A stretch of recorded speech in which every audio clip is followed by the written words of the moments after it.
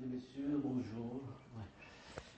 Ce dont je voudrais parler cet après-midi concerne l'éducation multiculturelle dans l'enseignement public en Corée. Mais avant de commencer, je tiens à remercier vivement M. Nishiyama et M. Oki de m'avoir invité à ce colloque. C'est un grand plaisir pour moi de présenter, d'expliquer la situation coréenne dans cette ville très calme et pacifique et aussi historique. Ce que je voudrais parler est composé en 3 phases.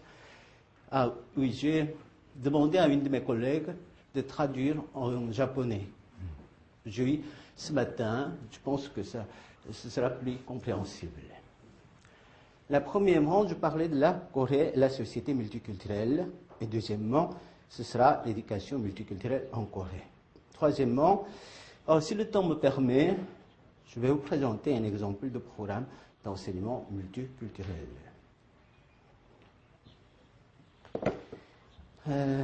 Depuis une dizaine d'années, les Coréens font face à un phénomène peu familier qu'est la société multiculturelle.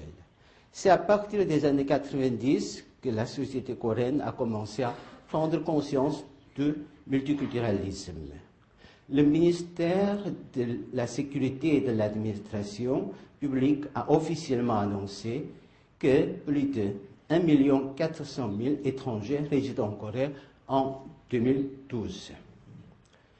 Le taux des étrangers dans la population totale coréenne atteint 2,8%. Considérant le fait que les Nations Unies estiment que 2,2% de la population du globe réside dans un pays étranger pendant plus d'1 an pour plusieurs raisons en l'an 2009, on peut dire que la proportion des étrangers dans la population totale coréenne ne semble pas très élevée.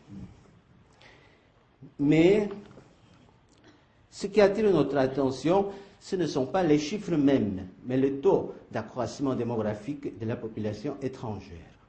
En 2006, environ plus de 500 000 étrangers ont été recensés en Corée et en 2008, environ plus de 900 000.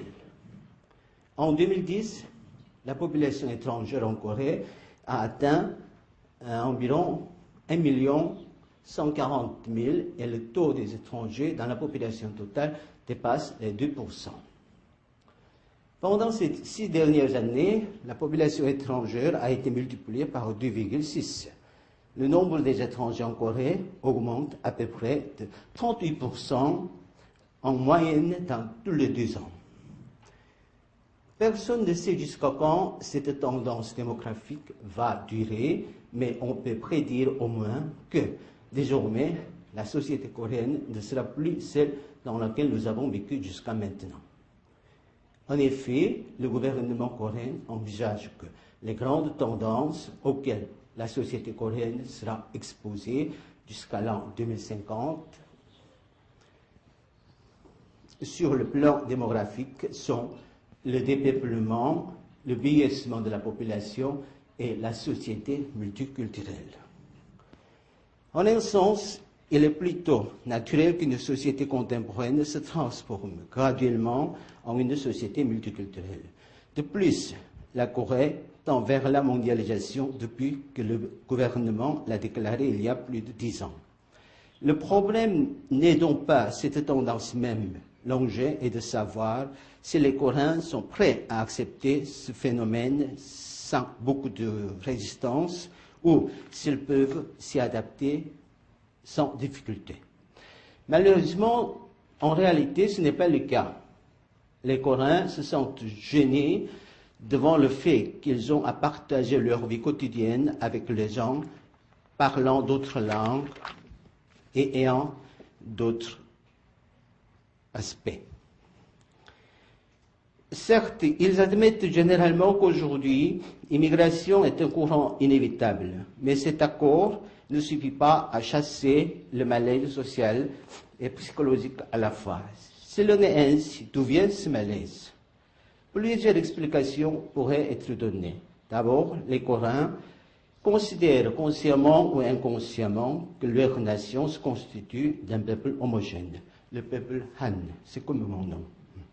La conception d'un État-nation, qu'il s'agisse d'un pur fantasme ou d'une réalité, est un consensus national formé depuis longtemps.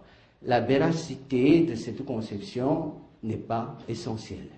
Ce qui est important, c'est l'influence qu'elle a exercée sur la conscience collective coréenne. Un État multinational peut se comprendre avec raisonnement, mais la résistance psychologique ne permet pas de l'accepter pleinement. Les Coréens ne se sont pas rendus compte que les immigrés peuvent devenir des citoyens de la République de la Corée. Pour eux, les immigrés restent toujours des étrangers. En second lieu, les Coréens n'ont pas eu l'occasion de vivre dans une société multiculturelle de telle sorte que les problèmes cruciaux qui sont fréquents dans les États multinationaux ne sont même pas posés concrètement. Cela signifie que les Coréens ne prenaient pas le multiculturalisme au sérieux. Par exemple, les termes comme racisme, discrimination raciale, ségrégation ou déségrégation, apartheid, antisémitisme, antiraciste, xénophobie, n'étaient que des mots qui n'avaient pas de référent réel dans la vie quotidienne. Ils sont si nécessairement que l'on est dépourvu de références pratiques qui permettent de juger ses réactions et attitudes envers des gens ayant d'autres cultures. La résistance psychologique sous-jacente est le défaut de références pratiques chez Coréens conduit à prendre conscience de la nécessité de mettre en place une éducation afin d'éviter à la fois le conflit potentiel entre les divers peuples et pour la coexistence harmonieuse des différentes cultures. C'est la raison pour laquelle la question de l'éducation multiculturelle est devenue, au cours de ces dernières années, un enjeu majeur dans tous les domaines en Corée. Maintenant, je vais passer à la deuxième étape qui porte sur l'éducation multiculturelle en Corée. La nécessité d'une éducation multiculturelle en Corée suscite des actes vifs tant sur le plan de la recherche scientifique et académique que sur celui des politiques gouvernementales.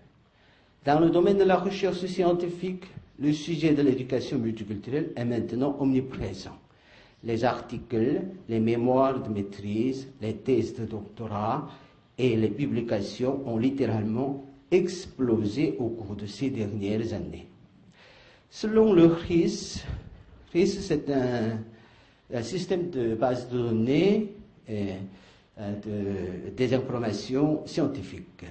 C'est un abrégé de Research Information Sharing Service. Au total, plus de 6800 études comprenant les mots-clés enregistrés éducation multiculturelle ont été publiées jusqu'à maintenant sous plusieurs formes. Plus de 2500 mémoires et thèses, plus de 2500 également articles, plus de 1500 livres, etc. La plupart de ces études ont été publiées au cours de la dernière décade. Environ 93% de ces études ont vu le jour après l'an 2005 et 40% sont sorties entre 2011 et 2013. Les recherches scientifiques dont la quantité est si abondante que cela semble plutôt irréel, j'ai l'impression que les profs écrivent seulement pour écrire, parce que si beaucoup d'études, c'est un peu irréel, c'est vrai, traduisent l'attention portée au problème de l'éducation multiculturelle. En fait, ces études couvrent tous les domaines sans parler de la pédagogie, littérature coréenne, étrangère, philosophie, histoire, géographie, sociologie, activités artistiques et sportives, éducation primaire et secondaire, etc. Les recherches dans tous les domaines ont eu un impact sur l'opinion publique. Bien sûr, les journalistes et les écrivains, eux non plus, ne sont pas restés muets sur ce sujet. On a vu apparaître plusieurs articles des journaux et des romans qui attirent l'attention sur les circonstances malheureuses dans lesquelles se trouvaient les immigrés et sur le problème de la structure sociale qui est défavorable aux étrangers. Par conséquent, le droit à l'éducation multiculturelle est généralement admis. D'ailleurs, plusieurs mesures législatives et administratives concernant l'éducation multiculturelle ont été prises au niveau national par le gouvernement coréen. En 2006, le ministère de l'Éducation et des Ressources humaines a officiellement proclamé le changement vers une société pluriethnique et multiculturelle. Et à cette occasion, des politiques relatives au soutien des immigrés et à l'ouverture à la diversité culturelle ont commencé à être mises en place. En voici quelques exemples. Sélection de l'éducation multiculturelle en tant qu'une des 35 matières transdisciplinaires dans les écoles primaires et secondaires, et puis fondation des centres nationaux et départementaux de l'éducation multiculturelle, mise en œuvre des écoles pilotes, ouverture de cours de langue coréenne pour les enfants issus de familles multiculturelles, intégration de l'éducation multiculturelle dans les programmes de formation des maîtres, admission des enfants des immigrés en situation irrégulière à l'école, établissement de mesures de soutien scolaire pour les enfants de familles multiculturelles. Ces dispositifs sont assez significatifs en ce sens qu'ils ont réussi à ouvrir les voies de l'éducation multiculturelle dans le domaine de l'enseignement public. La Corée a fait un premier pas vers une société pluriethnique dans laquelle les diverses cultures et populations pourraient coexister. Cependant, c'est une chose de commencer l'éducation multiculturelle dans l'enseignement public, c'en est une autre de la faire avancer dans la bonne direction. Une simple institutionnalisation de l'éducation multiculturelle ne dispense pas totalement de la responsabilité sociale. Et en ce qui est plus important, ce n'est pas la cohabitation même des différentes cultures et populations dans un espace, mais la mise en harmonie accomplie par la coexistence. Alors, l'ensemble des discours et des mesures concernant l'éducation multiculturelle prises ces dernières années suffit-il à constituer une société idéale? Les politiques de l'éducation multiculturelle reflètent-elles le concept de ce vers quoi la Corée doit tendre, où les Coréens sont-ils au moins d'accord sur l'aspect futur de leur société? À ce propos, plusieurs problèmes sont posés. En premier lieu, la discussion relative à l'éducation multiculturelle a été focalisée en particulier sur l'évocation de sa nécessité, si bien que nous n'avons pas encore de programme d'enseignement pertinent. En ce moment, beaucoup de gens parlent de l'éducation multiculturelle, comme nous l'avons vu tout à l'heure. Pourtant, des enseignants ne savent pas trop comment éduquer leurs élèves. Il est temps de réfléchir sur la finalité de l'éducation multiculturelle et d'éduquer comment celle-ci peut s'accomplir efficacement en classe. En fait, l'éducation multiculturelle est avant tout une éducation aux valeurs sociales et morales. Elle est bien différente de l'encyclopédisme ou d'autres disciplines. Ce qu'il nous faut dorénavant, c'est d'abord élaborer des méthodes et des contenus pédagogiques propres à la spécificité de l'éducation multiculturelle et ensuite de les normaliser pour qu'ils soient appliqués aisément en classe. En deuxième lieu, le principe sur lequel est basée la politique d'éducation multiculturelle doit être reconsidéré. Les programmes scolaires d'éducation multiculturelle, quelle que soit leur application, s'appuient sur le principe d'assimilation. étant focalisé sur l'adaptation des enfants de familles multiculturelles à la société coréenne, il n'arrive pas à contribuer à la coexistence harmonieuse de différentes cultures. Cela se voit dans le projet de soutien scolaire pour les enfants de familles multiculturelles, projet annoncé en 2007 par le ministère de l'Éducation et des Ressources humaines. Ce projet définit l'objectif de l'éducation multiculturelle comme une contribution à l'intégration sociale et au développement d'un sentiment d'appartenance à la communauté à travers la suppression des barrières linguistiques et culturelles. Et cet objectif est devenu un axe majeur de la politique d'éducation multiculturelle en Corée. Le principe d'assimilation a apporté en conséquence le fait que la compréhension de la culture coréenne et l'apprentissage de la langue coréenne ont constitué le principal des programmes scolaires dans les écoles pilotes. Par contre, des politiques qui favorisent l'intercompréhension de diverses populations ou la formation d'une double ou même une multiple identité culturelle ont été dépréciées. Certes, l'apprentissage de la langue et de la culture coréenne est important et jusqu'à un certain point même inévitable. Mais cela est valable à condition que la langue et la culture des minorités soient respectées. En ce sens, la politique d'éducation multiculturelle en Corée n'a été ni suffisante, ni efficace, ni juste. Le troisième problème que nous allons faire remarquer se résume à cette question. Pour qui est nécessaire l'éducation multiculturelle, cela est en prise directe avec le problème posé plus haut. L'éducation multiculturelle en Corée a été considérée de la même manière que l'éducation des enfants d'immigrants ou des femmes immigrées. C'est-à-dire que les Coréens qui sont majoritaires restaient plus ou moins en dehors du champ de l'éducation multiculturelle. Mais en tenant compte de l'objectif essentiel de l'éducation multiculturelle, celle-ci doit englober la population majoritaire. Les enfants d'immigrants ont besoin d'une certaine éducation, mais les enfants coréens aussi doivent être éduqués afin qu'ils soient prêts à une nouvelle société future. En fait, l'éducation des enfants coréens qui n'ont pas de relation directe avec la situation multiculturelle a déjà commencé.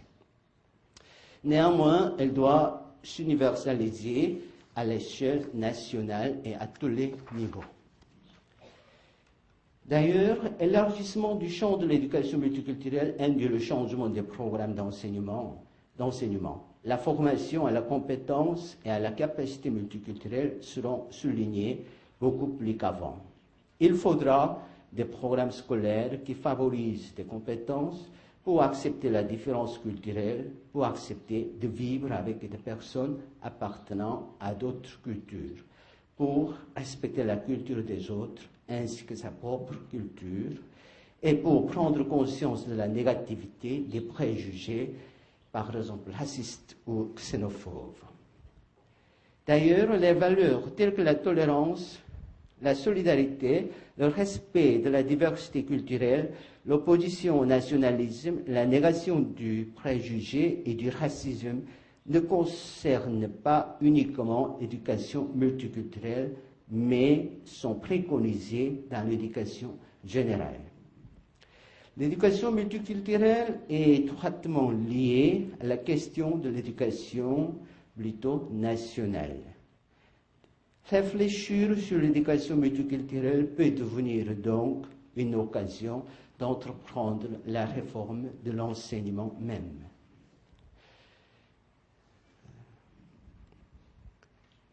Et maintenant, je vais présenter un exemple de programme d'enseignement multiculturel.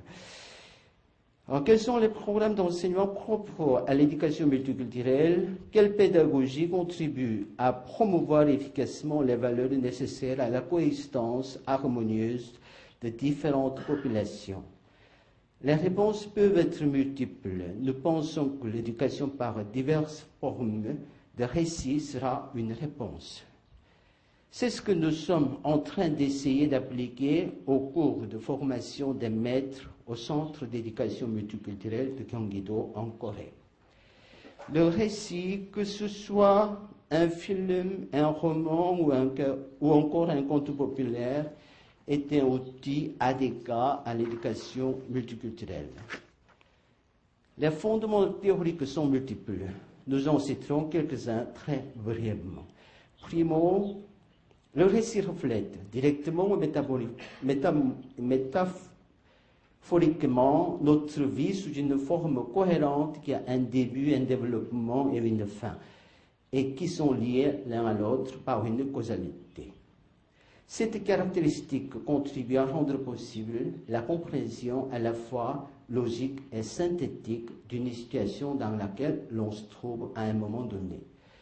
En fait, la réalité est si complexe qu'il n'est pas toujours facile d'en saisir tous ces aspects. Mais si une situation en question est exprimée sous forme de récit, il sera plus facile de la comprendre concrètement. Des films et des romans qui traitent totalement ou partiellement des phénomènes multiculturels seront un bon support que l'on peut utiliser dans la classe du multiculturalisme. Secondo, le récit peut susciter une réaction affective. Le récit n'est ni un slogan, ni une explication, ni un ordre. Il est une forme narrative complexe dans laquelle sont mélangés des éléments affectifs, esthétiques et psychologiques. La lecture d'un récit peut induire l'établissement de valeurs et le changement de pratiques comportementales. L'éducation par le récit sera donc une pédagogie conforme à l'enseignement multiculturel qui met l'accent sur l'éducation aux valeurs. Il existe de nombreux textes qui comportent la question des valeurs concernant le multiculturalisme. Même la série de romans ou de films Harry Potter peut être utilisée en classe en sens qu'il y a dans ces œuvres des discours ou des scènes dans lesquelles des préjugés racistes sont présentés. Par exemple, il y a des personnages qui parlent des muggles, c'est-à-dire des êtres humains. Tertio, le récit est imprégné d'une identité collective. C'est pourquoi il est considéré comme un fait social et culturel. Lire des récits d'autres cultures, c'est enfin approfondir et élargir la connaissance et la compréhension des autres. De même, lire des récits traitant du multiculturalisme, c'est familiariser au phénomène multiculturel, et cela conduit finalement à la constitution d'une nouvelle identité collective. L'application de l'enseignement multiculturel par le récit en classe peut être très variable selon les objectifs du cours et les niveaux de la classe. Nous présentons ici un fichier pédagogique, une partie du fichier pédagogique de l'enseignement multiculturel par le cinéma. Ça, c'est un programme d'enseignement en utilisant le film Paris, je t'aime, mais il sera un peu difficile de parler de ce programme sans voir le film même, mais je vais vous présenter une idée de ce qui se passe dans la classe. Le sujet, donc, c'est de surmonter les préjugés culturels et religieux, et puis les objectifs de la classe, prendre conscience des préjugés culturels et religieux, comprendre les différences culturelles et religieuses, et puis réfléchir sur la possibilité de la communion entre différents peuples. Paris, je t'aime, c'est un film de style omnibus, composé de 18 courts-métrages. Chaque court-métrage correspond à un arrondissement. Le dénominateur commun de ces 18 courts-métrages, c'est l'amour et le Paris. Par exemple, parmi les 17 courts-métrages, il y a un film qui s'appelle Quai de Seine. Ça traite d'une rencontre d'un Français et une jeune fille islamique. Si on fait un cours, les niveaux des étudiants sera 13 à 17 ans, une durée, c'est-à-dire 45 minutes. À part ça, les sujets concernés seront par exemple la différence culturelle, tolérance, respect de la différence. La démarche, oui, c'est composé, introduction, regarder le film, et puis discuter, récapitulation, etc. Mais je vais vous citer seulement quelques questions qu'on peut traiter en phase de discussion. Par exemple, pourquoi l'héroïne porte-t-elle un hijab? Est-ce qu'il y a des préjugés religieux ou culturels dans la conversation que le héros avec ses amis? Que pensez-vous de la possibilité d'une amitié entre les gens qui ont différences culturelles et religions? Que pensez-vous de la loi qui interdit le port du hijab dans un lieu public? Et puis, est-ce que vous n'avez pas de préjugés ou les idées fixes à l'égard des autres? Oui, il y a plusieurs moyens de mener une discussion, par écrit, par oral, discussion en groupe, individuelle. Ça dépend de la classe. Et puis, on peut aussi appliquer ces questions à la situation coréenne. Et après la discussion, on peut expliquer la culture islamique et la situation actuelle européenne. Et puis, on peut finir le cours et moi aussi, je termine mon exposé. Merci.